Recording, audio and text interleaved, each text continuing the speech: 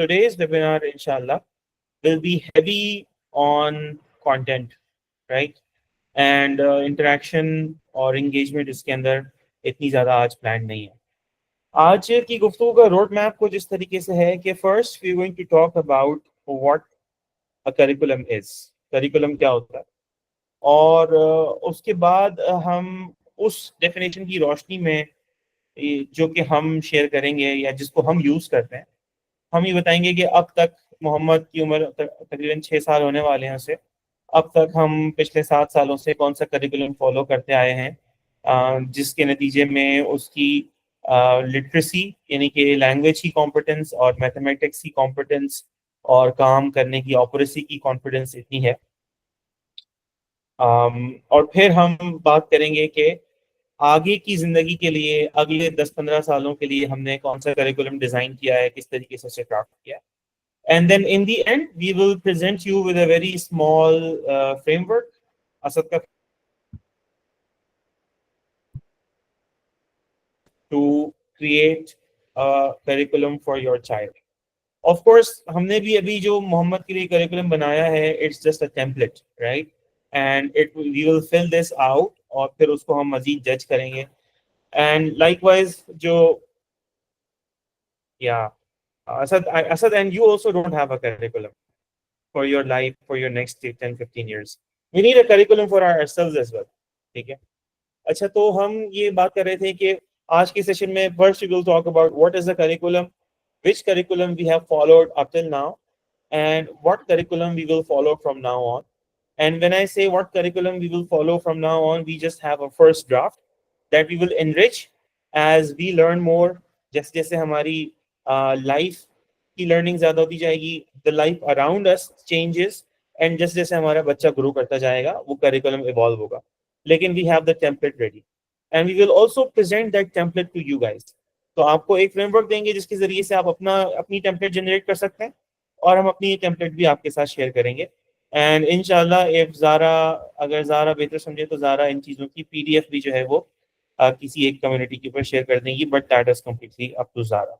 Alright, so Zara, would you like to dig in, या मैं तो उसमें शुरू करूं व्हाट इज द करिकुलम के ऊपर? आप स्टार्ट कर दें। ऑलराइट, सो करिकुलम में up till 2022 I used to think कि करिकुलम और सिलेबस और कोर्स आउटलाइन ये तीनों एक ही चीज़ है, राइट? एंड 2022 के अंदर एक एडटेक कंपनी के लिए मुझे ऑनलाइन कोर्स बनाने का मौका मिला, और उस कोर्स के अंदर मुझे वाकई लर्निंग टेक्सोनॉमी और एजुकेशन और इस किस्म की चीज़ें पढ़ने का मौका मिला। तो मुझे समझ में आया कि करिकुलम कहते किसको है, एंड करिकुलम और सिलेबस बहुत डिफरेंट चीज़ें होती हैं, और कोर्स आउटलाइन भी बहुत डिफरेंट चीज़ होती है। तो हम करिकुलम की एक डेफिनेशन प्रेजेंट करते हैं and Zara will build upon it. And also मैं चाहूँगा कि मैं थोड़ा सा करिकुलम की टाइप्स के ऊपर भी बात करूँ। So Zara, I'll explain what I think is curriculum, then you can explain what is curriculum, and then I'll talk about the four types of curriculum in a bit. And all of this is, like I said, I'm not a education. I'm a computer science person. I work in an ed tech company. I have taught at a university, and I'm associated from that school now. And I have launched a program. तो मैं नहीं होगी ये बातें, practical बातें होंगी। तो curriculum की डेफिनेशन, जो टेक्निकल डेफिनेशन है, वो ये है, the sum of all experiences that a student goes through in an educational process. यानी कि वो सब कुछ जो एक स्टूडेंट एक्सपीरियंस करता है अपने एजुकेशनल प्रोसेस के अंदर, वो सब कुछ करिकुलम है। इसका मतलब ये है कि uniform is also part of the curriculum. Bullying is, yes, Asad, this is a very important question. I will come to it later. Bullying curriculum का part है या नहीं है, I'll come to it later. Uniform is also part of the curriculum. School की geographical location कहाँ पर है, this is also part of the curriculum. क्योंकि एक स्कूल है जो शहर के बाहर है, रोजाना बच्चा सूरज शुरू होने से पहले उठता है, तैयार होता है, बस के अंदर 1 घंटा सफर करके स्कूल जाता है। So this is also an educational experience. बच्चा ऐसे एक्सपीरियंस करता है, अपने एक स्टूडेंट अपने एजुकेशनल जर्नी के अंदर इस चीज को एक्सपीरियंस करता है। तो this is also part of curriculum. Medium, language of medium क्या है, ये भी पार्ट ऑफ करिकुलम है। ऑब्वियसली जो ऑब्वियस चीजें हैं वो तो आपको पता है कि कौन कौन से कोर्स हैं, उन कोर्सेज के अंदर कौन कौन से टॉपिक्स हैं, प्रैक्टिकल्स हैं, थ्योरी है, that is part of curriculum. Medium of education is part of curriculum. And किस किस्म का फर्नीचर स्कूल में रखा हुआ है, that is part of curriculum. वो furniture bright yellow, green, orange colours के अंदर है, या वो वुडन फर्नीचर है, या वो प्लास्टिक फर्नीचर है, that is also part of curriculum. दीवारों के ऊपर ऑयल पेंट हुआ हुआ है ताकि बच्चे जब उसे गंदा करें तो वो आसानी से साफ हो जाए, या दीवारों के ऊपर जो है वो वाइट कलर का पेंट हुआ हुआ है और बच्चे उसके ऊपर अपनी आर्ट्स ड्रॉ करते हैं, that's also part of curriculum. या दीवारों के ऊपर वाइट कलर का पेंट हुआ हुआ है और वो परफेक्ट रखा जाता है और बच्चों को किसी को भी अलाउ नहीं किया जाता कि उसके ऊपर ड्रॉ करें या उसे गंदा करें, that is also part of curriculum because the student is experiencing it. Yes, Asad, I have an interesting. Asad is giving us very interesting questions, and I will come to that in a bit. In fact, Zara, I will go ahead and share 4 types of curriculum as well.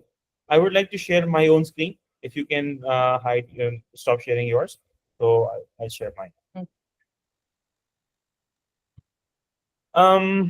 These are just my notes, right? So, पहला curriculum है explicit curriculum, right?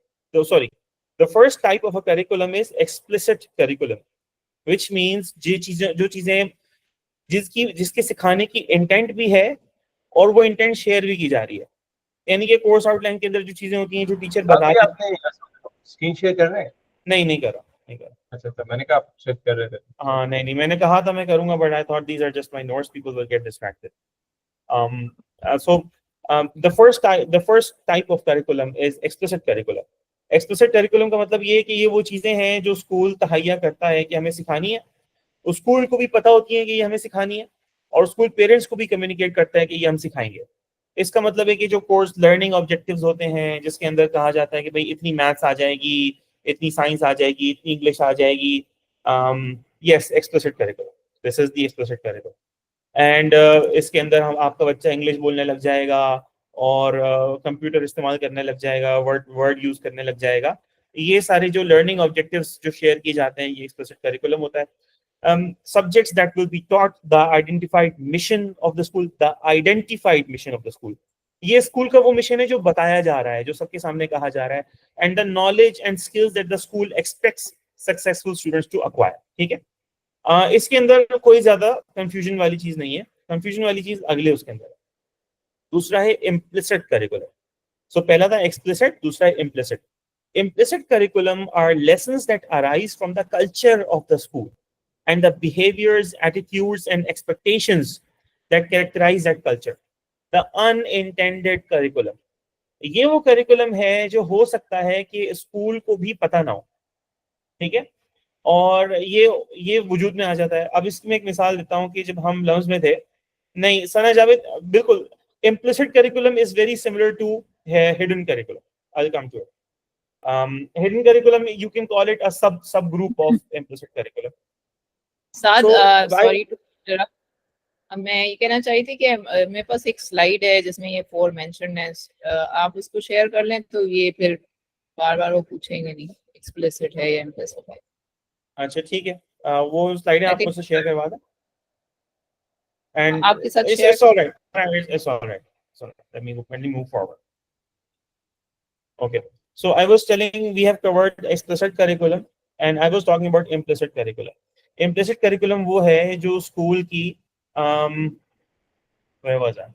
जो school की expectations, उसके behaviours, उसके attitudes के नतीजे में, school के कल्चर के नतीजे में बच्चा सीखता है।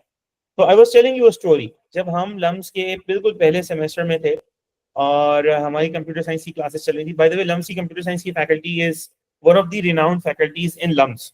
लम्स के अंदर जितने डिफरेंट डिपार्टमेंट्स हैं उसमें सीएस की फैकल्टी बड़ी कूल है क्योंकि वो स्टैनफोर्ड के टीचर्स रह चुके हैं, वो लोग इन्वेंटर्स हैं and you know things like that. तो हमारे एक दफ़ा गेस्ट लेक्चर होता है और गेस्ट लेक्चर होता है उमर सैफ का, और उमर सैफ जनाब आते हैं सुबह सुबह 8 बजे और वो ओपन इस तरीके से करते हैं कि मैं कभी भी सुबह की क्लास नहीं लेता, लेकिन आप लोगों की वजह से मैं ले रहा हूँ क्योंकि मैं देर से मुझे सुबह उठने में मुश्किल होती है, मैं लेट वाली क्लासेस लेता हूँ। एंड देन अगली बात वो ये कहते हैं कि मैं आई एश्योर यू कि मैं आपकी CS फैकल्टी का ही मेंबर हूँ अगरचे मेरी दाढ़ी नहीं। एंड ये जोक हमें उस वक्त समझ में नहीं आया, क्योंकि हमें तो उस वक्त हमने 3-4 ही टीचर्स देखे थे, लेकिन लम्स के अंदर कंप्यूटर साइंस फैकल्टी के जितने भी टीचर्स थे उन सब की दाढ़ियां थी, वो सब जो है वो आधे पौने आलिम थे। End of course that was, अब लम्स के एक्सप्लिसिट करिकुलम के अंदर ये चीज कहीं भी नहीं है, लेकिन लम्स के अंदर जो CS का program, by the way I am a CS graduate from LUMS, I did not have a beard when I was going into LUMS, right. LUMS के इम्प्लिसिट करिकुलम का ये पार्ट है कि वहाँ के जितने भी CS के टीचर्स हैं वो सब मौलवी किस्म के लोग हैं, उनमें से कुछ तबलीगी हैं, कुछ किसी दूसरे फ्लेवर के मौलवी हैं, सबकी लंबी लंबी दाढ़ियाँ हैं, आधे जो हैं वो पगड़ियाँ पहनते हैं और वो सारी नजरें झुका के बात करते हैं। एंड जो भी बच्चा लम्स के कंप्यूटर साइंस प्रोग्राम में से गुजरता है वो उनकी एक्सपेक्टेशंस को एक्सपीरियंस करता है। मिसाल के तौर पर अगर एग्जाम हो रहा है तो एग्जाम को ऐसा रखा जाएगा कि नमाज बीच में ना आए, और अगर नमाज बीच में आएगी तो नमाज का वक्फा दिया जाएगा, और टीचिंग की टॉलरेंस बिल्कुल ही लो होगी, यानी कि दूसरे फैकल्टी मेंबर्स जो हैं वो अगर एग्जाम में टीचिंग करने की वजह से आपको फेल कर देंगे तो कंप्यूटर साइंस के फैकल्टी मेंबर्स आपको जो है ना वो लम से एक्सपेल करवा देंगे। इतनी लो टॉलरेंस होती थी उनकी। So this is all part of implicit curriculum in the computer science LUMS का program. Now I will ask you guys some examples, अगर आप लोगों में से कोई देना चाहे। असद, असद ने स्कूल एक्सपीरियंस नहीं किया खुद से, लेकिन असद ने विटनेस किया है। Asad, can you give me an example of implicit curriculum that you've seen, experienced in society?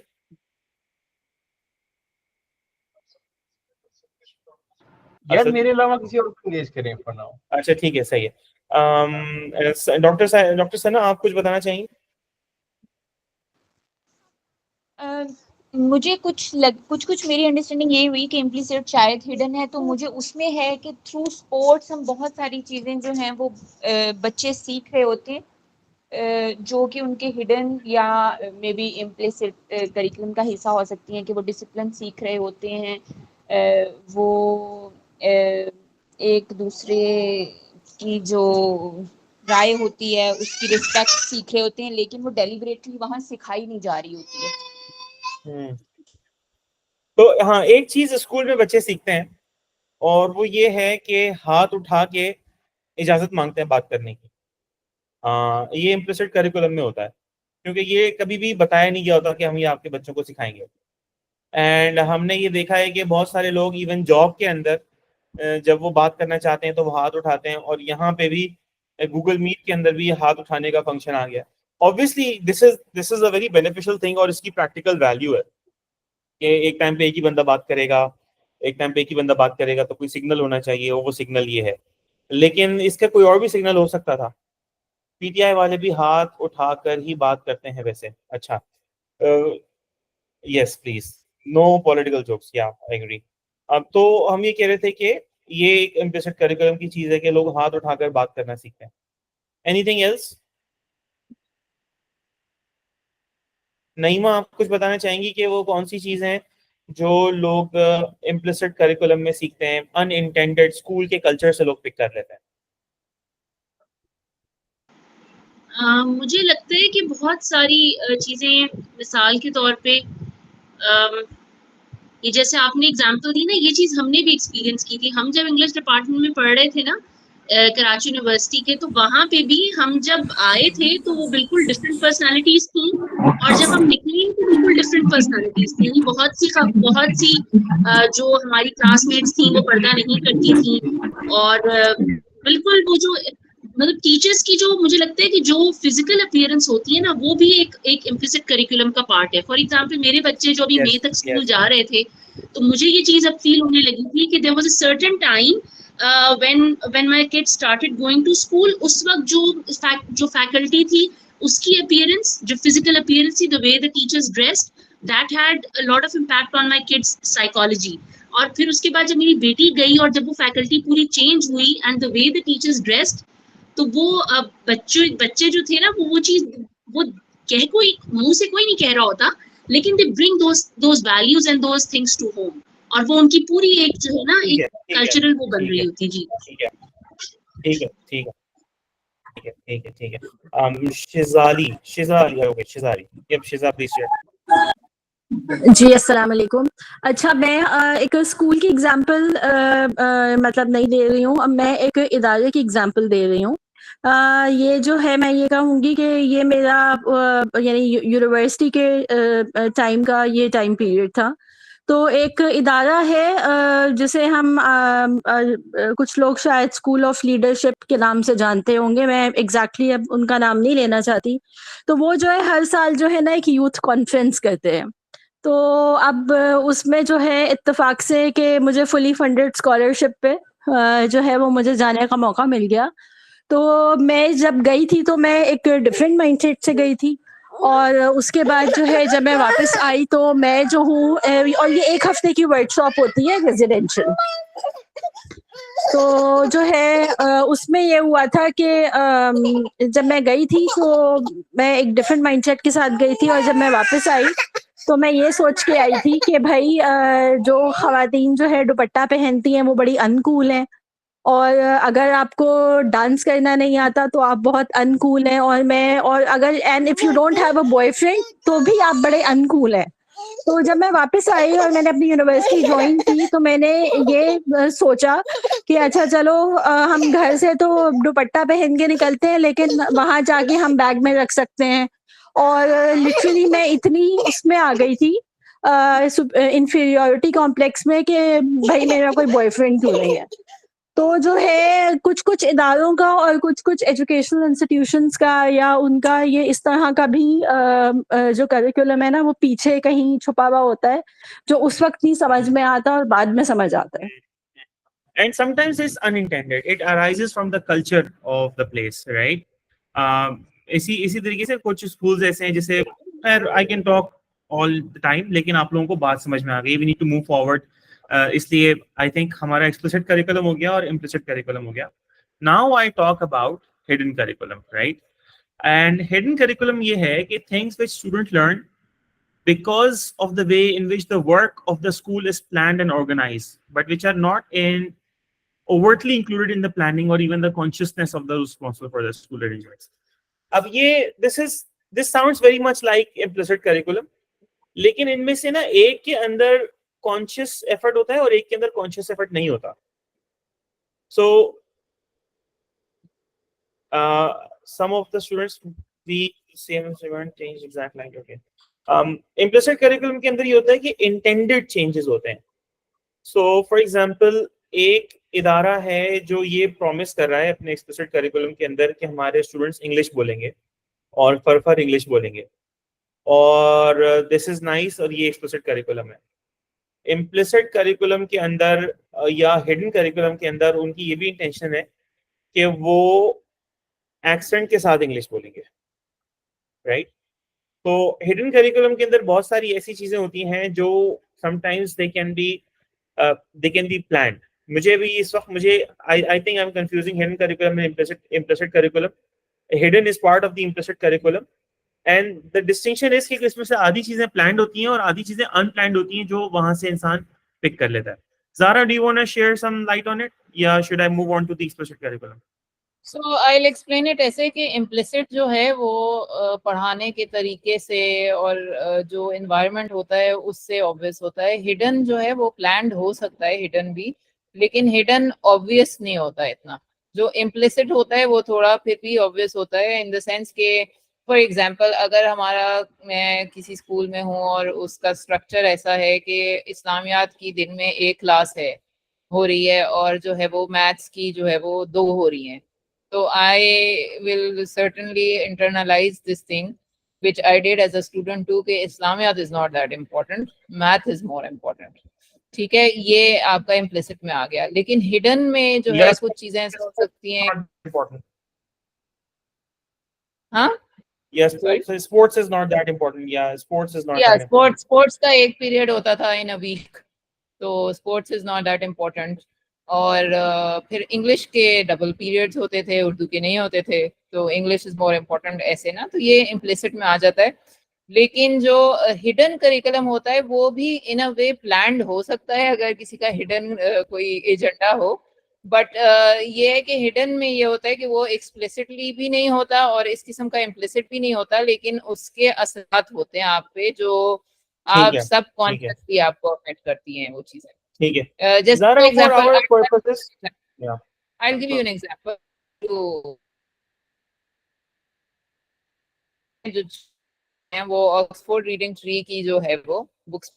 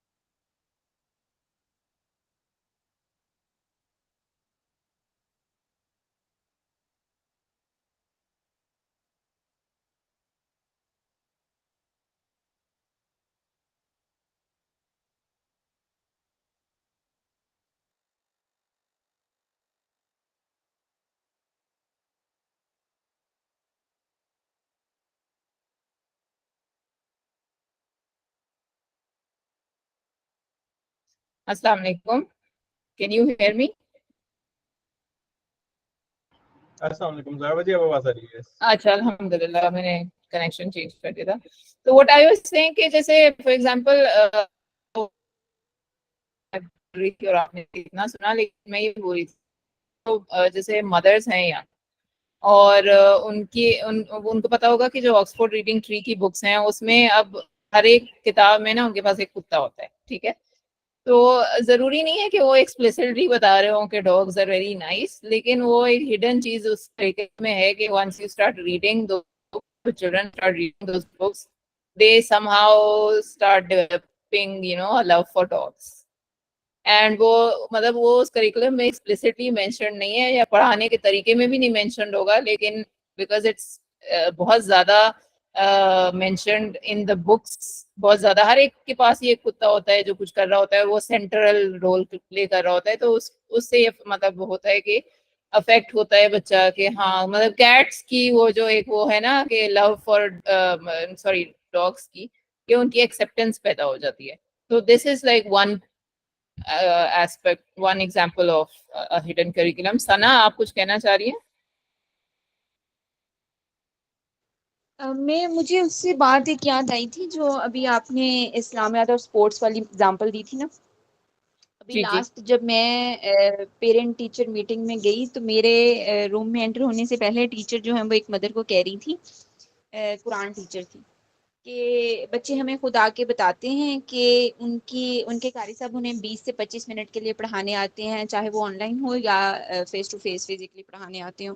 जबकि हम स्कूल की जो बुक्स हैं वो स्कूल में भी पढ़ते हैं और घर जाके भी हम पढ़ते हैं, चाहे वो ट्यूशन पे या घर पे। सही है, तो हमारी इंग्लिश और मैथ पे इतना ज्यादा टाइम स्पेंड किया जाता है और कुरान का जो है वो सिर्फ हम 20 से 25 मिनट पढ़ते हैं और उस पढ़ने के बाद मम्मा हमें दोबारा कहती हैं कि भाई स्कूल का काम कर लो या जो भी कुछ और करना है। ठीक है, तो इसका मतलब हम बच्चे खुद टीचर से कहते हैं कि इससे हम एज्यूम करते हैं कि भाई इसको टाइम देना yes, ज्यादा yes, जरूरी नहीं है। yes, yes, तो वो एग्जैक्टली वही मुझे yes, बिल्कुल फौरन से याद आई कि yes, ये है कि अनइंटेंशनली भी बहुत सारी गलत ठीक है, बातें जो है वो ठीक है। स्टार्ट हो जाती हैं, अच्छा, वैसे हम सही भी हो जाते हैं। ज़ारा, मेरा ख्याल है कि for the practical purpose of this session and जो हमारी जो भी इंटेंट है, हम ये कह सकते हैं कि इम्प्लिसिट और हिडन करिकुलम एक ही चीज़ है, ठीक है, क्योंकि कोई हाँ, फर्क नहीं ओके। पड़ता, कोई फर्क नहीं पड़ता। एंड जिन चीज़ों से आप अवेयर नहीं हैं उनसे अवेयर होना मकसद है, तो it doesn't make any difference. we'll just say कि implicit curriculum कभी कभी you're aware of it, कभी कभी you're not even aware of it, so you should try to become aware of things that you're teaching without intending to. So we have explicit curriculum, we have implicit curriculum, and hidden उसी का part है. And then the third form of curriculum is very important because we don't think about it, right? The third form of curriculum is excluded curriculum. Excluded curriculum क्या होता है? Excluded curriculum वो चीजें होती हैं जिसके बारे में स्पेसिफिकली ये नियत की जाती है कि ये हमने नहीं पढ़ाना, ये हमने नहीं कवर करना, और कुछ बहुत अहम चीजें हैं जो एटलीस्ट हमारे स्कूलिंग करिकुलम के अंदर तो एक्सक्लूडेड है। फॉर एग्जांपल, ज़ारा, आपने बहुत महंगी पढ़ाई की लम्ब से, और उससे पहले भी बहुत ज़्यादा महंगी पढ़ाई की, लेट्स सपोज ए लेवल्स तक, आपके करिकुलम के अंदर कोई चीज थी which talked about your purpose of life? No. आप लोगों में से किसी की स्कूलिंग के अंदर ये क्वेश्चन उठाया गया कि व्हाई डू यू एग्जिस्ट?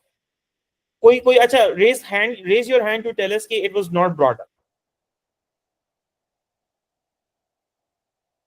हाँ, 2 लोगों का, 3 लोगों का it was not brought up, right?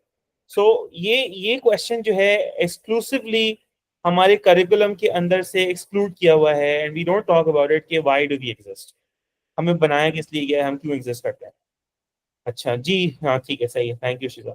दूसरा क्वेश्चन, बाकी लोग जो है वो आई एम अज्यूमिंग कि उनको उनके किसी न किसी टीचर ने उनको बता दिया होगा कि वो क्यों जो है वो उनका पर्पस ऑफ एग्जिस्टेंस क्या है, इसलिए वो हाथ नहीं उठा पा रहे।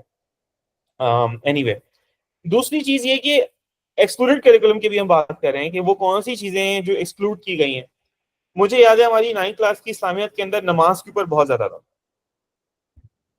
नमाज के ऊपर बहुत ज्यादा फोकस था, और हमें नमाज के ऊपर बहुत सारी अहादीस पढ़ाई गई। इनफैक्ट मैंने सही मानों में नमाज की पाबंदी अपने स्कूल की क्लास 9 की नमाज की क्लास लेने के बाद शुरू की थी। ठीक है, अल्लाह हमारी उन टीचर की जो है वो नामा अमाल को खूबसूरत बनाए और उनकी ज़िंदगी में बरकत दे। उनका ये मेरे ऊपर एहसान है कि उन्होंने नमाज के ऊपर इतनी मेहनत से पढ़ाया कि नमाज की पाबंदी उनकी वजह से शुरू हुई।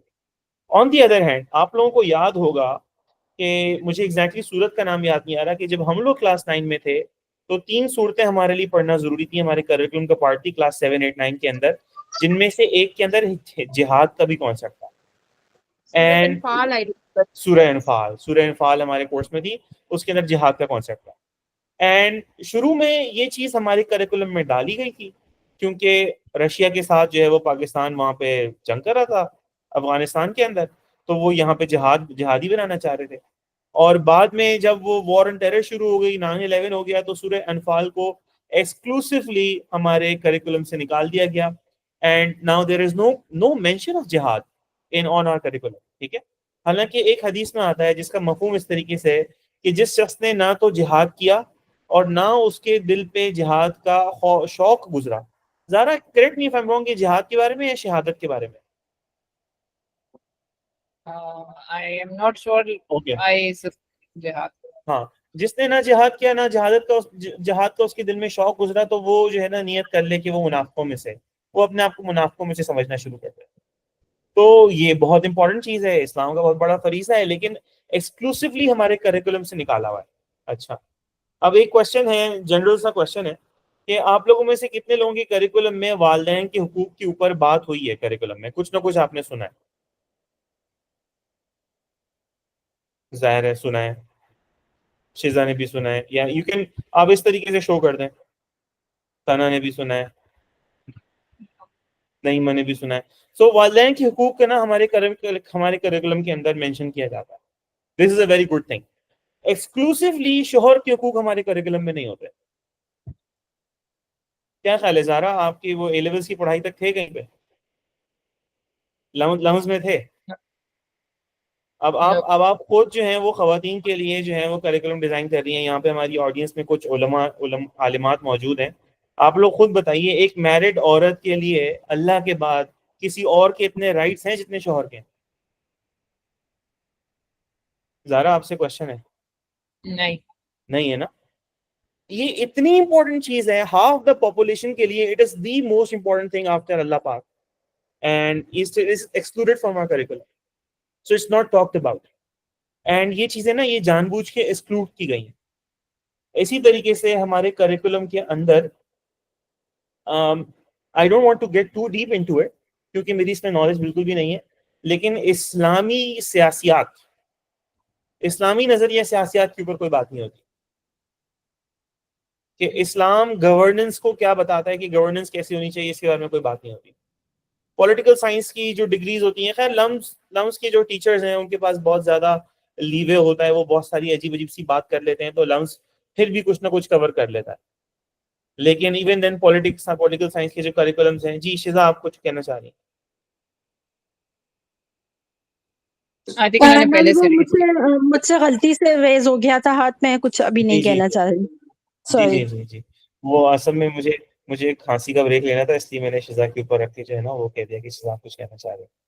I knew she didn't want to say anything. Anyway, so this is what curriculum is. Curriculum is, to recap, curriculum is the sum of the total totality, the sum totality of all the experiences that a student goes through in his learning journey. This is what curriculum is. It has three main types: explicit curriculum, implicit curriculum, and excluded curriculum. सही है, जो लोग अपने बच्चों को school भेज रहे हैं उनको इन दो के बारे में तो बहुत ज्यादा मोहतात होने की जरूरत है. Now I will request Zara to share two things. Number one, अगर मुझसे कुछ मिस आउट हो गया हो या मैंने कुछ गलत बता दिया हो about what is curriculum. Number two, हमने अब तक पिछले 6 सालों में मोहम्मद और आयशा के लिए कौन सा करिकुलम फॉलो किया, और अभी हमने एक फ्रेमवर्क यूज करके जो हम आपसे शेयर भी करेंगे अपने मोहम्मद के लिए एक टेम्पलेट तैयार किया of the curriculum for the next 15 years and how you can use that template or that framework to make a template for yourself. Over to you, Zara. Thank you. Acha, before that, I wanted to focus a little on, as we discussed पहले भी, लेकिन ये क्यों important है curriculum, इस पे थोड़ा सा मैं डिस्कस करना चाह रही थी. एक तो करिकुलम जो है वो एक रोड मैप की तरह है. आपने एक जगह तक पहुंचना है, आपको मैप चाहिए होता है. तो दैट्स व्हाई आपको अगर चाहिए कि आपका बच्चा कुछ कैपेबिलिटीज जो है वो डेवलप करे, तो उसके लिए you need some direction, and that's why you need a curriculum.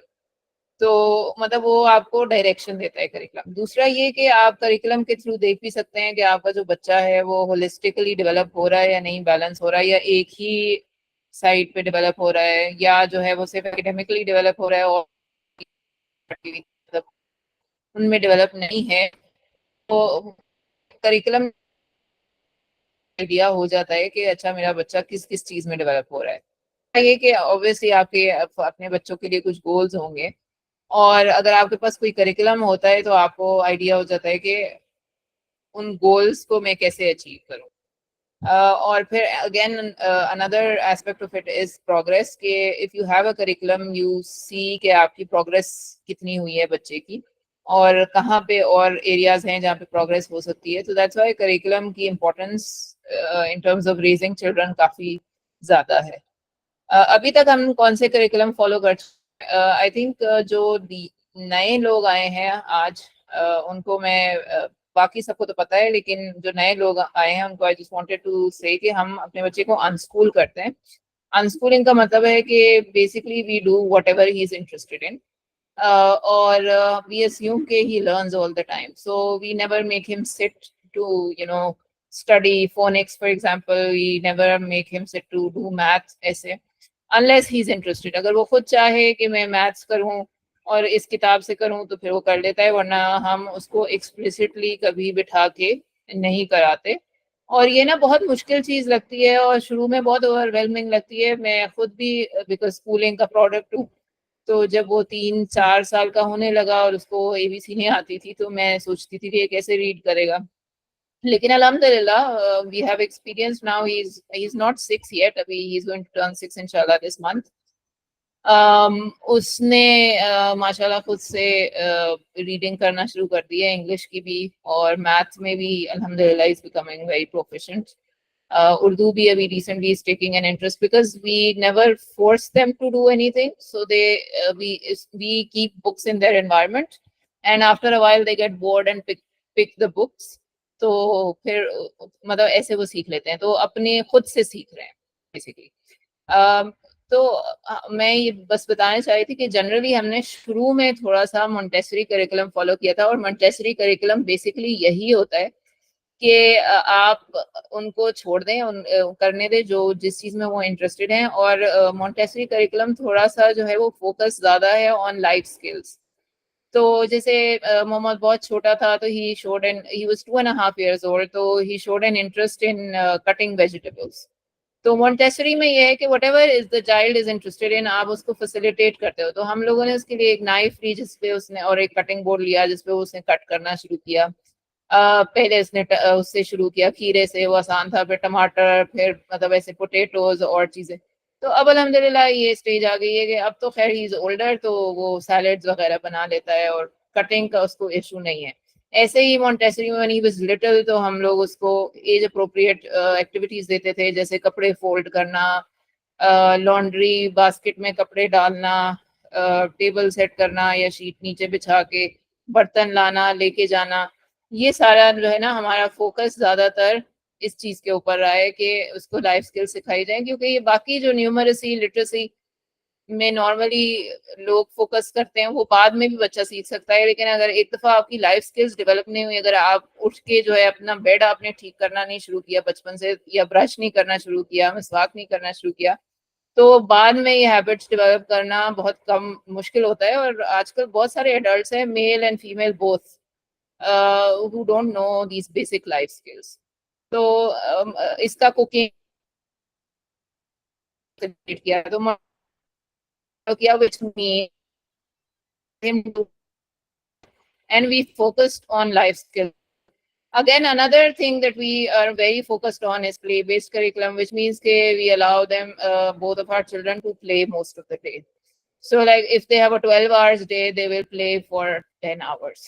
ठीक है, 10 या 11 hours. और हम उनको बिल्कुल ओपन एंडेड चीजें दे देते हैं, जैसे जिंगा ब्लॉक्स दे दी, उससे जो टावर बनाए, जो भी करें, कोई मतलब ऐसी प्ले नहीं होगी कि आप उनको पजल दें कि ये ABC से सीख ले, मतलब जरूरी नहीं है कि आप उसको लर्निंग को उसके अंदर डालें। उनकी वैसे ही अनस्ट्रक्चर्ड प्ले से बच्चों की बहुत लर्निंग हो जाती है 7 years of age तक। तो हम लोग बहुत ज्यादा फोकस्ड हैं on play. For math, because as I said कि we don't force him to do math, लेकिन इफ ही इज इंटरेस्टेड तो हमने ये बुक्स यूज की हैं। हमने मैं इनसे बात कर रही हूँ आपके बारे में, आपको नहीं बुला रही। तो हम लोगों ने इसके लिए जो है किताबें यूज की थी। एक करिकुलम है the good and the beautiful, the good and the beautiful, और जो है वो US का एक करिकुलम है और ये बहुत ज्यादा फॉलो होता है। हाँ जी, फॉलो होता है बाय होम स्कूलिंग कम्युनिटी में अब्रॉड। अच्छा, the good and the beautiful का ये है कि वो एक क्रिश्चियन किस्म का करिकुलम है, बहुत ज्यादा उसमें क्रिश्चियनिटी वाली चीजें नहीं है, लेकिन इधर उधर आप उसमें इमेजेस देखेंगी, जीसस खड़े हुए हैं और मैरी बनी हुई है, ऐसी टाइप चीजें हैं इसमें। लेकिन नॉर्मली ये काफी मतलब आसानी से इजी तरीके से जो है वो ये आपको आपके बच्चे को सिखा रहा होता है।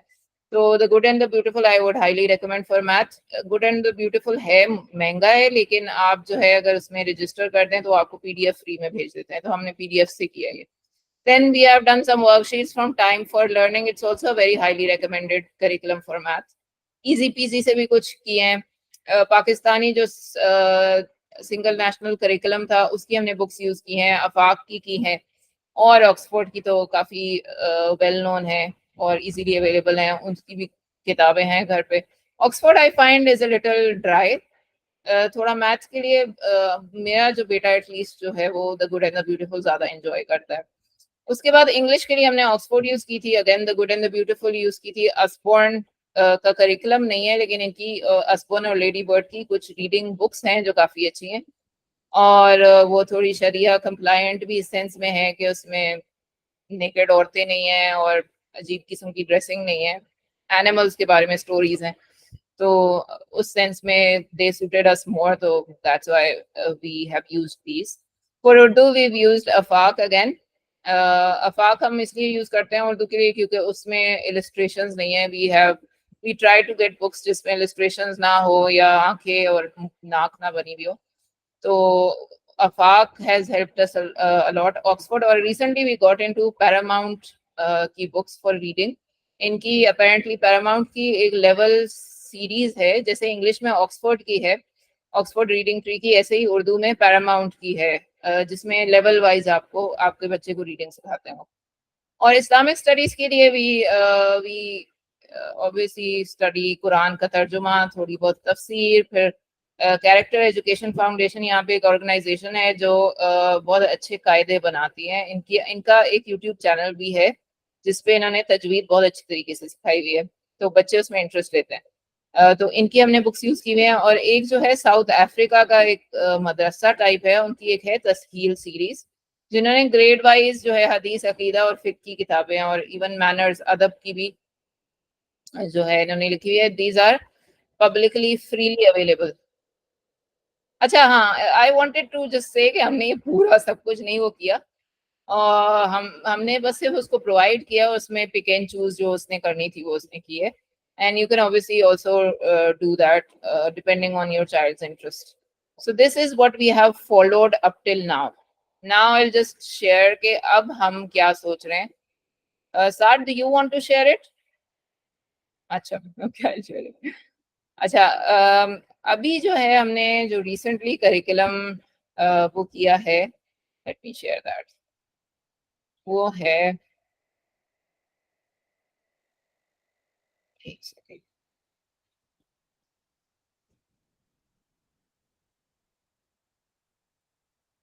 अच्छा, so basically हमने कुछ चीजें we'll go through the process of how we came about it, लेकिन वो हम थोड़ी देर बाद शेयर करते हैं. जो हमारा करिकुलम जो हमने मोहम्मद और इवन आयशा के लिए सोचा हुआ है वो ये है कि फर्स्ट चीज जो उसमें है वो है रिलेशनशिप विद कुरान, रसूल एंड उम्मत. रिलेशनशिप ऑफ कुरान जो है वो तो तजवीद, तर्जुमा, तफसीर, ऑब्वियस कि ये चीज तो होगी उसके इंशाल्लाह करिकुलम में. और फिर इसके बाद जो है रसूलुल्लाह सल्लल्लाहु अलैहि वसल्लम की सीरत और सहाबा स्टोरीज एंड हदीस भी इंशाल्लाह इसमें होंगी जो हमारा curriculum we are designing. This is a template only, you can get ideas from it, लेकिन हम खुद it's a work in progress, we just recently started doing it. And इसको आप ऐसे समझ लें कि हमने बस एरियाज आइडेंटिफाई कर दिए हैं जिसको हमने एज अ प्रायोरिटी लेना है. The third thing is the relationship with उम्मत. We feel कि इसमें आजकल बहुत ज़्यादा ज़रूरत है काम की और खिदमत का जज्बा बहुत तेज़ी से जो है वो कम होता जा रहा है. तो we want our kids to be बहुत ज़्यादा इस चीज़ में कि वो खिदमत करते रहें, उनके अंदर ह्यूमिलिटी हो, उनके अंदर कुछ कैरेक्टर स्ट्रेंथ्स हैं जो डेवलप हो, इंटेग्रिटी हो और किस्म की ब्रेव करेज हो, इस ऑनेस्टी हो, इस किस्म की सारी चीज़ें जो है, ताकि जब वो उम्मत के साथ इंटरैक्ट करें या उम्मत के लिए या उम्मत का जज्बा हो, मतलब उनके दर्द हो in them, so that they can do something for the ummah. So this was like this whole thing is the first thing we wrote about, because we were very clear on this कि इस किस्म के ही बच्चे हम चाह रहे हैं कि जिनका कुरान, रसूल और उम्मत तीनों के साथ बहुत ज़्यादा स्ट्रॉन्ग ताल्लुक हो. दूसरी चीज़ तो we added in our curriculum was nature and physical world या health. We think कि जो बच्चे फिजिकली डेवलप्ड होते हैं वो और चीज़ों में भी बहुत ज़्यादा एक्टिव होते हैं, और वैसे भी physical health is a very important part of our दीन टू. तो we have jotted this down. इसमें हम और चीज़ें भी ऐड करते रहेंगे विद टाइम इंशाल्लाह, लेकिन for now we want him to be hiking, running, cycling, walking, fighting even. अभी जैसे Mohammad is enrolled in ninjutsu और ये फाइटिंग सीख रहा है, फिर स्विमिंग विद टाइम इंशाल्लाह और हॉर्स राइडिंग वगैरह. और इसमें हम और चीज़ें भी थोड़ी सी डेवलप करना चाह रहे हैं जिसमें रेजिलियंस, फिजिकल रेजिलियंस और डिप्रिवेशन रेजिस्टेंस भी है. और वो चाह रहे हैं कि हम ऐसे कैंपिंग या इस किस्म की चीज़ें कराएं जिसकी वजह से वो ये सीखे कि हर वक्त जो है उसकी मर्जी की सिचुएशन नहीं होगी, फिजिकली हो सकता है उसको कुछ चैलेंजेस के थ्रू गुजरना पड़े ताकि उसकी वो रेजिलियंस डेवलप हो सके. थर्ड जो इम्पोर्टेंट चीज़ है जो it's very kind of ignored for children for some reason, वो है exercise. We want him to, we want both our children to develop this habit of exercise. So we have written that ताकि हम उसके ऊपर काम कर सके. Fourth चीज जो है वो न्यूट्रिशन है. न्यूट्रिशन भी अनफॉर्चुनेटली बहुत ज्यादा इग्नोर्ड है, इवन इसको भी न्यूट्रिशन का इतना आइडिया नहीं होता.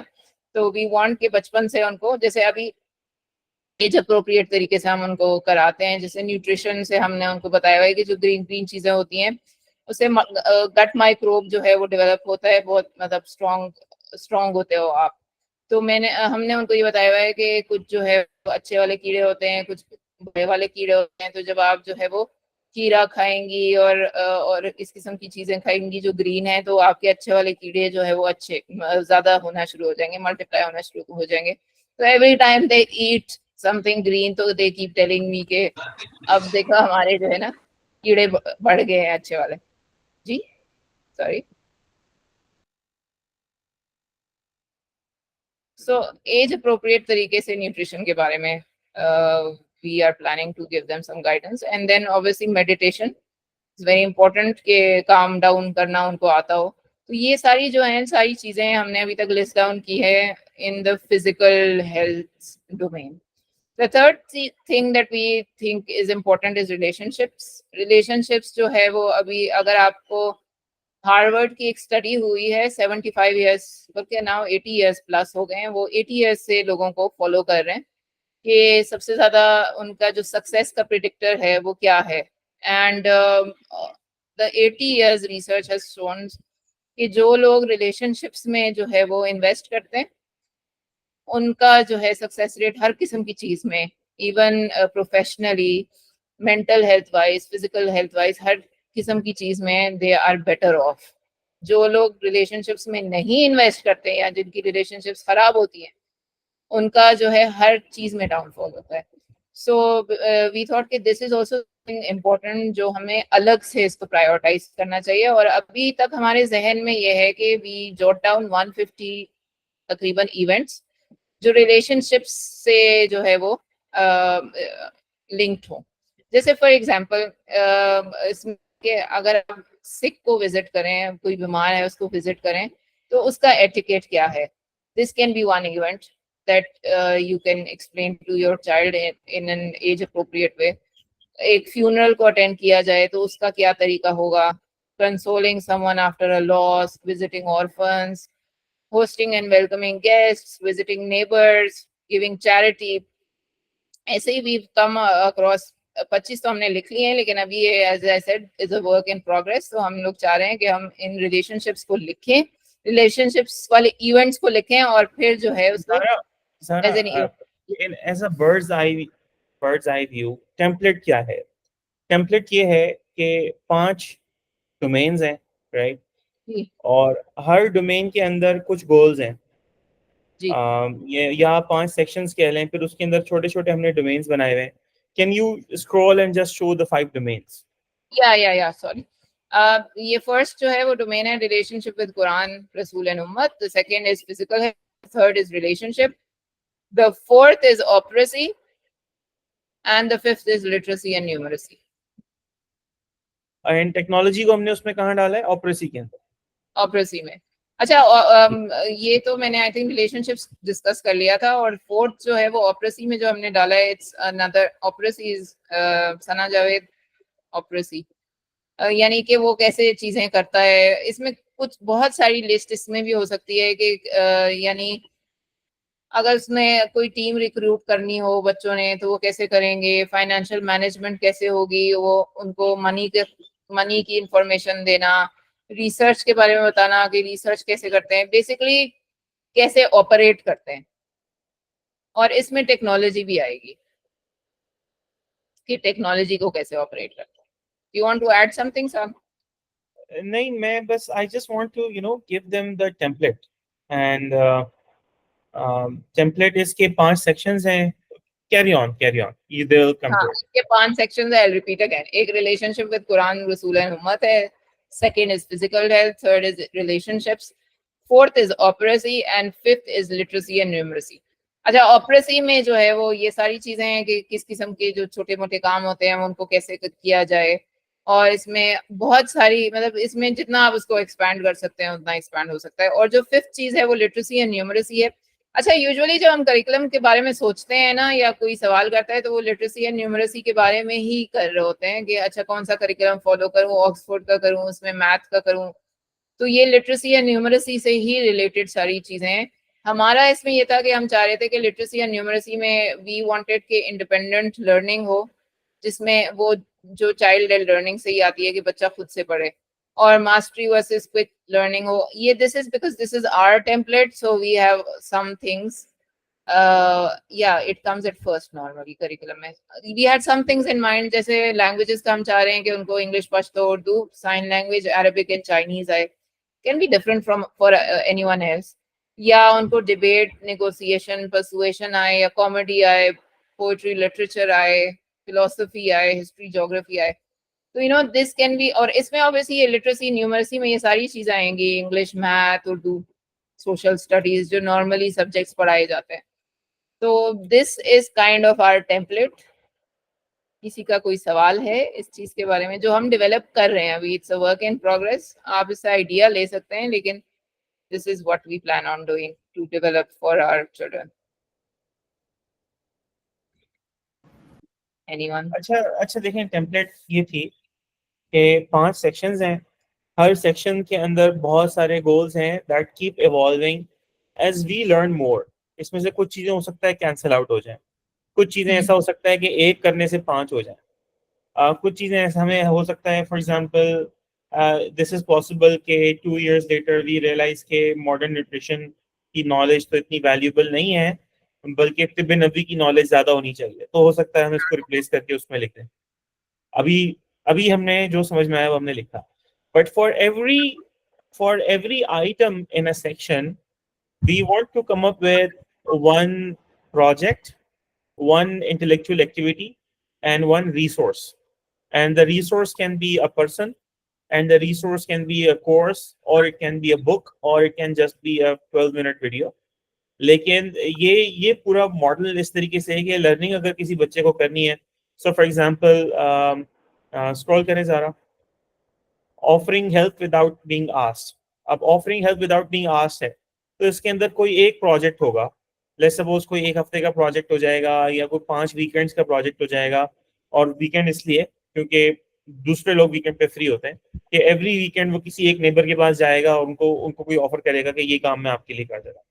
सो एक प्रोजेक्ट होगा, एक इंटेलेक्चुअल एक्टिविटी होगी। Intellectual activity something that can be done in one setting, जिसके अंदर वो 5-6 लोगों का इंटरव्यू लेगा, बोलेगा कि आपके साथ कभी ऐसा हुआ है कि आपको बहुत ज्यादा हेल्प चाहिए थी लेकिन आपसे मांगा नहीं जा रहा था हेल्प, और वो कब हुआ है। So this is an activity.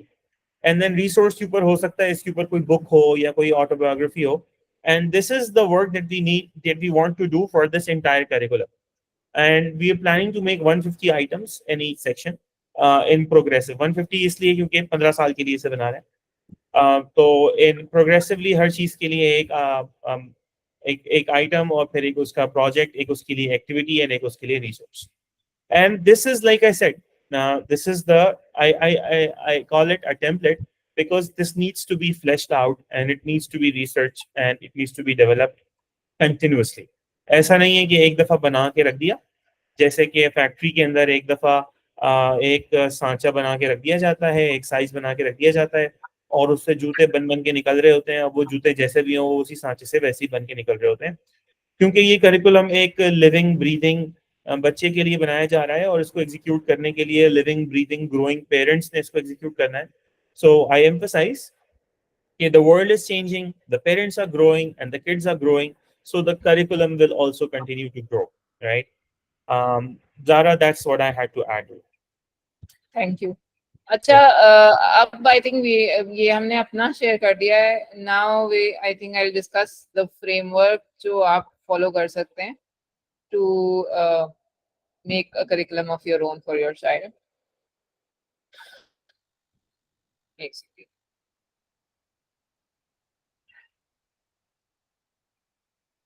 अच्छा, एक जो है जो हमने स्टार्टिंग पॉइंट लिया था वो ये था कि हमारा विजन क्या है with our child, for our child. और इसमें हमने खुद बहुत स्ट्रगल किया है और हर किस्म के हमने सवाल पूछे हैं डिफरेंट डिफरेंट के कैसे हम जो है किस डोमेन में उसके बारे में सोचें, कैसा होना चाहिए बच्चा। कभी कभी हम ये मतलब लिखते थे कि 10 क्वालिटीज एक्सप्लेन करें आपके फ्यूचर चाइल्ड की। बहुत सारे लोगों से हमने ये सवाल किया है, लेकिन यूजुअली सवाल का आंसर ये होता है कि हम चाहते हैं कि बच्चा दीन और दुनिया में सक्सेसफुल हो और कामयाब हो, लेकिन बहुत ज़्यादा डेप्थ में इसको आंसर करना बहुत मुश्किल होता है, और हमारे लिए भी ये एक स्ट्रगल है करना इसको। तो that's when we came up with some questions। वो again that is not a very complete list, लेकिन इट्स अबाउट 20 क्वेश्चंस जो आप फॉलो कर सकते हैं। I can share the PDF later, जो आप फॉलो कर सकते हैं, और उससे यू कैन रियलाइज कि what do you want for your child. I will share some of the questions here।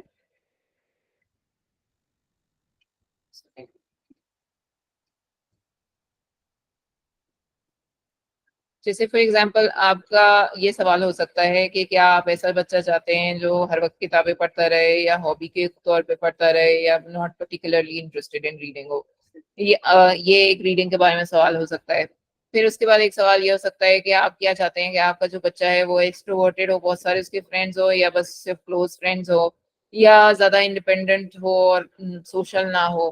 Physical fitness के हवाले से ऐसा बच्चा चाहते हैं जो कम्पिटिटिव स्पोर्ट्स में रेगुलरली खेले या फन और हेल्थ के लिए फिजिकल एक्टिविटी में इन्वॉल्व हो। और स्पोर्ट्स थर्ड ये ऑप्शन हो सकती है कि स्पोर्ट्स और फिजिकली एक्टिविटी इंपॉर्टेंट नहीं है। ये जो है ना डिफरेंट किस्म की हमने कैटेगरीज बनाई हुई है और हर एक जो है ऑब्वियसली वो डिफरेंट तरीके से सोचता है। किसी के लिए फिजिकल हेल्थ बहुत ज्यादा इंपॉर्टेंट है, किसी के लिए नहीं है। देन सम पीपल वांट कि उनके बच्चे जॉब्स करें high paying in the future. Some people want कि वो इंडिपेंडेंट हो और उनकी बिजनेसेस हों। तो उसके हवाले से भी क्वेश्चंस हैं। फिर क्रिएटिव आर्ट्स के बारे में भी क्वेश्चंस हैं, इमोशनल इंटेलिजेंस के बारे में भी क्वेश्चंस हैं। तो इस किस्म के बहुत सारे वेरिड क्वेश्चंस हैं जिनको आंसर करके ना आइडिया हो जाता है कि आप किस किस्म का फ्यूचर चाइल्ड चाहते हैं। वैसे सोचना जो है वो थोड़ा ज्यादा मुश्किल चीज है कि मतलब इमेजिन करना कि किस किस्म का बच्चा हो। लेकिन when you go through this list of questions तो यू रियलाइज के अच्छा this is the specific category that I want. और उसके बाद जो है वो ये पूरा क्वेश्चंस के थ्रू गुजर के फ्रेमवर्क के थ्रू गुजर के what we decided we concluded इसके हर एक जो आपने आंसर उसके अकॉर्डिंग सॉरी उसके कॉरेस्पॉन्डिंग जो है आपके पास every question that you answered should have ये एसोसिएटेड उसके साथ कोई प्रोजेक्ट या फिर जो है कोई एक्टिविटी। प्रोजेक्ट का मतलब है कोई लॉन्ग टर्म चीज, एक्टिविटी जो छोटी सी हो या फिर जो है कोई रिसोर्स आपके पास होनी चाहिए for that curriculum to work. और इसमें जैसे फॉर एग्जांपल अगर आपका ये है कि मैं चाहता हूँ कि मेरा बहुत ग्रेटफुल बच्चा हो और वो हर किसी से ग्रेटफुल हो और हर सिचुएशन में ग्रेटफुल हो, तो उसके लिए एक्टिविटी आपके पास ये हो सकती है कि उसको आप कहें कि आप हर रोज जो है वो लिखें कि what are you grateful for. Resources में ग्रेटफुलनेस की किताबें और ग्रैटिट्यूड की किताबें हो सकती हैं।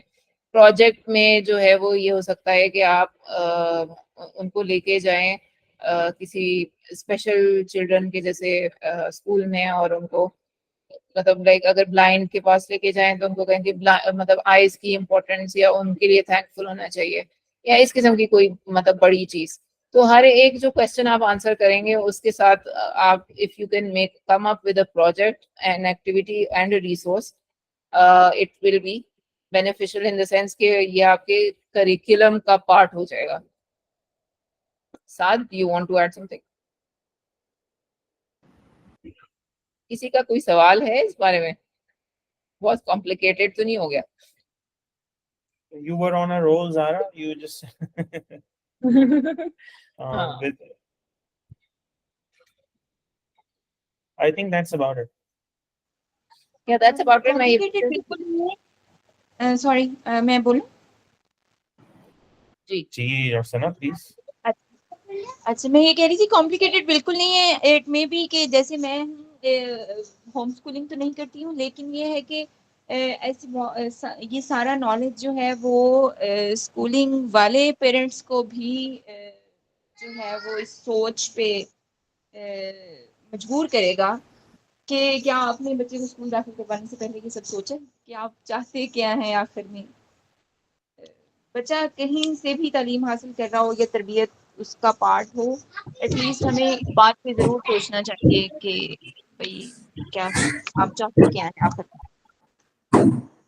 अगर ये डिफाइन हो जाए कि चाहते क्या हैं तो फिर तो स्कूल भेजना है या घर पे कराना है तैयार, वो क्लियर हो जाता है। डॉक्टर सना ये एक इजी क्वेश्चन नहीं है। मैं भी मैडम शिजा का क्वेश्चन लेता हूँ, लेकिन ये एक इजी क्वेश्चन टू आंसर नहीं है कि यार आप बच्चा चाहते क्या है, बच्चा कैसा हो। And in my experience, Zara, can you stop sharing your screen? In my experience of asking so many people, okay, what do they want their kid to be like, and unko force karna to imagine 10 years into the future, अगर मुझसे भी कोई ये कहे ना तो मुझे भी मुश्किल होगी, क्योंकि मैंने भी ये घंटों का काम, ये घंटों की मेहनत है, ये मैंने की नहीं है। और लोगों के पास स्टैंडर्ड क्वेश्चंस होते हैं, स्टैंडर्ड आंसर्स होते हैं, वो स्टैंडर्ड आंसर्स देते हैं। हम ये एक्सरसाइज कर सकते हैं, लेकिन मतलब I can ask you guys to write it down, but लेकिन कैमरा ही ओपन नहीं है, I don't even know if you are there. People who are there, take a minute to write down कि what kind of kid do you want, what kind of person do you want your kid to be, and I can tell you आप लोग क्या लिखेंगे, क्योंकि standard answer हमें मिलता है हमेशा ना। और वो स्टैंडर्ड आंसर ये होता है, हम चाहते हैं दुनिया और आखिरत में कामयाब, एंड वो कामयाबी कैसी होती है, वो कैसी नजर आती है, उस कामयाबी तक पहुंचने के लिए क्या करना पड़ता है, किस किस्म के कॉन्फ्लिक्ट्स गुजारने पड़ते हैं, क्या कम के अंदर राजी हो जाना कामयाबी है या ज्यादा की जुस्तजू में लगना कामयाबी है, एंड ये क्वेश्चंस लोगों ने सोचे नहीं होते। And the whole idea from this template, yeah, from this framework, is to provide a sort of hand-holding, sort of encouragement, push in the right direction, where parents can follow along and answer these questions. उससे उनके जहन में ना एक थोड़ा सा clarity आ जाएगी कि हम किस किस्म का बच्चा चाह रहे हैं। और जब वो vision of the successful बच्चा clear हो जाएगा, तो फिर anybody can make a curriculum in light with the resources they have and the situation they have and the kid they have and the knowledge they have as people. So for example, मेरा जो एक हमजुल्फ है, he is a major in army and वो army के अंदर भी इस किस्म का मेजर है कि वो 2-3 साल से आचिन में लगा के आया है, डीप सी स्विमिंग का अवार्ड विनर है, गोल्ड मेडलिस्ट है। So he can teach a lot more to his kid inside the house. उसके करिकुलम में बहुत ज्यादा कुछ हो सकता है than I can, right? मैं प्रोग्रामर हूँ, तो may be a lot of people who are not programmers themselves वो उस तरीके से उतना easily प्रोग्रामिंग की टेक्नोलॉजी नहीं सिखा सकते। So like I said, Sana, you're on point. The idea is to think about what you want, and this is just an aid to think about what you want, because if you don't think about what you want, the society is thinking about what they want your kid to be. They're thinking about कि इसको क्या नहीं सीखने देना, क्या इसको सिखाना है, और किन चीजों के चक्करों में इसको फंसा के रखना है, right? शिजा, over to you. अच्छा, मैं ये कहना चाह रही थी कि मैं जो हूँ, मेरा खुद 2 साल का बेटा है और मैं खुद उसके होम स्कूलिंग करिकुलम के लिए बहुत फिक्रमंद थी कि मैं क्या करूँ। तो the way you have explained it, माशाल्लाह ला कुव्वता इल्ला बिल्लाह, मतलब वो मुझे इतना एक सुन के रिलीफ मिल रहा है कि जो है मुझे एक सिरा मिल गया है कि जिसे मैं पकड़ के ना मैं आगे चल पड़ूंगी। मतलब द वे दो यू हैव, ठीक है, आप लोगों ने सारा काम किया हुआ है, रिसर्च की हुई है, तो सारा हमें तो पकी पकाई चीज एक नज़र आ गई है। तो मतलब ऑनेस्टली मैं ये बिल्कुल अभी इस वक्त जो फील कर रही हूँ ना, वो ये कह रही हूँ कि मुझे जो है लिटरली मुझे एक सिरा मिल गया है और जो है मैं वो पकड़ के चल लूंगी। तो अल्लाह ताला ना आप दोनों को बहुत जज़ाए खैर दे और आप दोनों के काम में ना बहुत बरकत डाले। शिजा को हमने कोई पैसे नहीं दिए थे ये कमेंट कहने के। जी नईमा।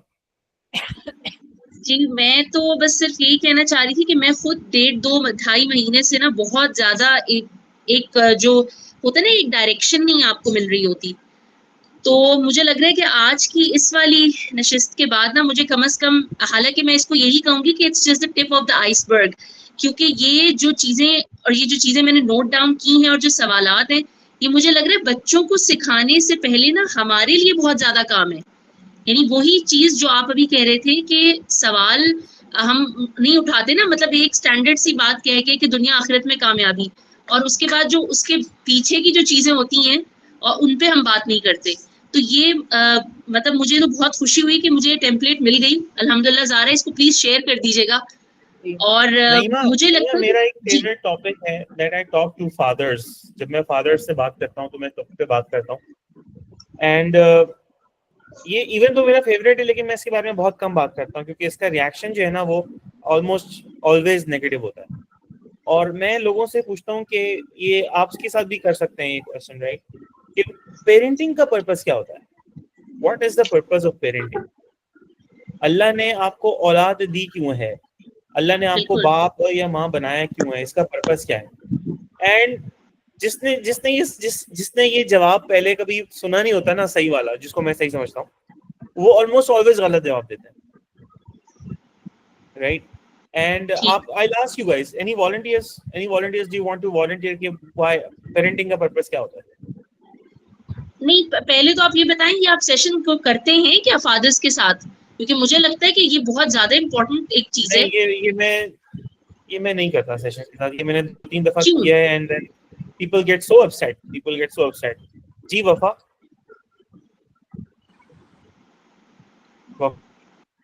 has raised her hand, maybe it's by mistake. अस्सलाम वालेकुम। इब्राहिम जी, वालेकुम सलाम।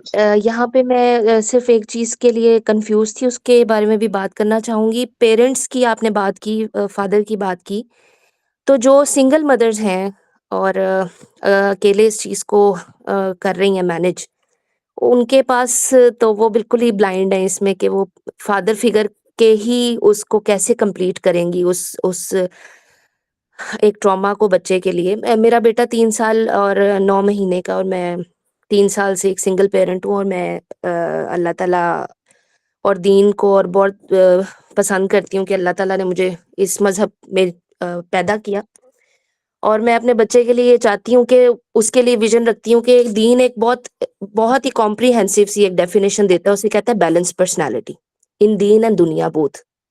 और फिर वो कुरान में भी अल्लाह ताला बता देते हैं कि ये काम करेंगे तो आप जन्नत में जाएंगे, जो कि हमारा सबसे मेन फोकस्ड है। वफा आपका क्वेश्चन क्या है? मेरा क्वेश्चन ये है कि अगर फादर नहीं है तो देखिए सिंगल हैंडिंगली आपने इस जी चीज को कैसे हैंडल करना है? जी फिर आपके इसका पास देखिए दो रिस्पॉन्सिबिलिटीज आ जाती है ना, आप बीइंग ठीक है, सही। आपका बोथ से, क्वेश्चन करिकुलम से रिलेटेड है? सब चीजों से, क्योंकि अच्छा ठीक डायरेक्शन है, मेरी भी वही है जो आपकी सही है, अपने ठीक है, बच्चों के लिए। ठीक है, सही है। अब इसका जवाब यही है कि, और मैं एक जुमले के अंदर इसे कैप्चर करने की कोशिश करूंगा, do what you can with what you have where you are. ठीक है। और मेरा बड़ा ये स्ट्रॉन्ग बिलीफ है कि हेल्पलेस कोई भी नहीं होता, और अल्लाह पाक ने हर बंदे को इतनी रिसोर्सेज दी हुई होती हैं which are enough to move forward.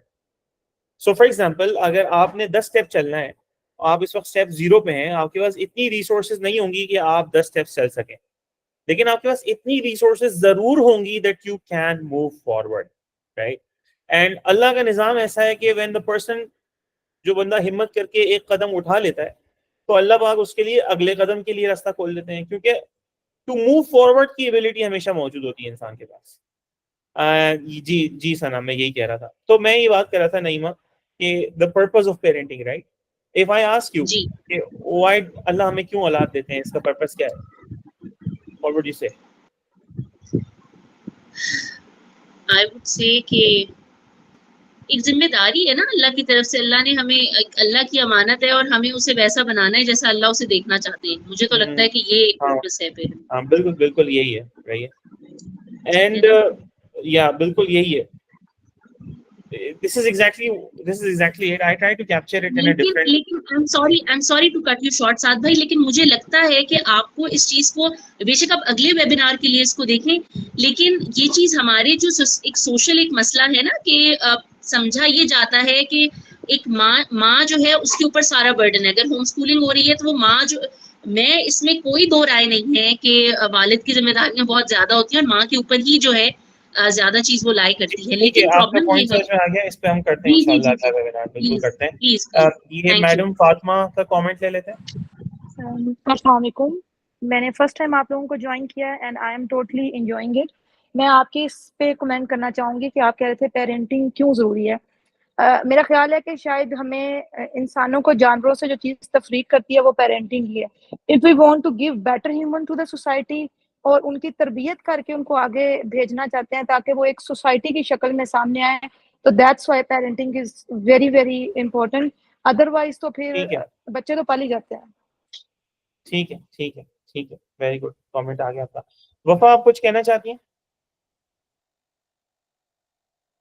जी बिल्कुल, मैं इत्तेफाक रखती हूँ इनसे कि अल्लाह ताला ने आपको अगर ज़िम्मेदार बनाया है, बीइंग पेरेंट आपको बनाया है, तो आप अपनी रैयत के लिए जवाब दें, और जितना सही आप अपनी ज़िंदगी में जानते हैं और जितना नहीं भी जानते उस पे कोशिश करें, और अल्लाह ताला इस कोशिश को कबूल करे और हम इस दुनिया को अच्छे इंसान दे के जाएँ। अपनी आखिरत के संवारने के लिए भी, सदका जारिया के लिए भी, और बेशक हमें अल्लाह ने इस काबिल बनाया तो इस ज़िम्मेदारी को भरपूर तरीके से अदा करना चाहिए। जी, thank you. Okay, Zara, it's time for you to close the session. If you have any closing comments, over to you. Ji, Dr. Sana, कहना चाह रही? Probably not. Over to you, Zara.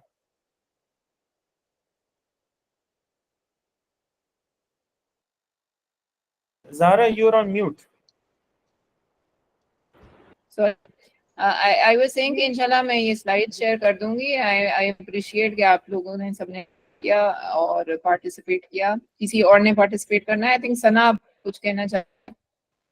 मैं बस ये कहने लगी थी, शीजा ने कहा और नईमा ने कि हमें लग रहा है हमें पकी पकाई खीर मिल गई है, तो मैंने कहा इस खीर में अब जो है ना, जिसने इस खीर को इस्तेमाल करना है उसने अपने हस्बे जायका इसमें जो है वो लवाज़मात डाल देंगे. जी इंशाल्लाह. तो मैं इंशाल्लाह ये शेयर कर दूंगी स्लाइड्स आपके साथ. और हमारा प्लान है इसको और ज़्यादा एक्सपैंड करने का, इस करिकुलम को. And we might also have a course on it later on. इंशाल्लाह we plan on having a course जिसमें you can develop your own your child's curriculum on your own. तो वो फिर ये होगा कि वो साथ साथ ही हम करते रहेंगे. अभी वेबिनार में बहुत ज़्यादा शेयर नहीं हो सकता, वो 1 घंटे का होता है या 1.5 घंटे का, तो ज़्यादा डिटेल में नहीं हम जा सकते. लेकिन आई वुड आइडियली वांट कि हम एक दूसरे से सीखें और ये जो कोर्स हैं उसमें पार्टिसिपेट करें और अपना करिकुलम ऐसे बनाएं. वैसे भी अगर आपके इर्द गिर्द लोग कर रहे होते हैं तो आप भी करना चाहते हैं ना, फिर आप भी इतना लैग बिहाइंड नहीं करते. तो इंशाल्लाह that's one of our future plans. And Jazakallahu khair to everyone who participated and did. जज़ाकल्लाह Recording. खैर. ठीक है.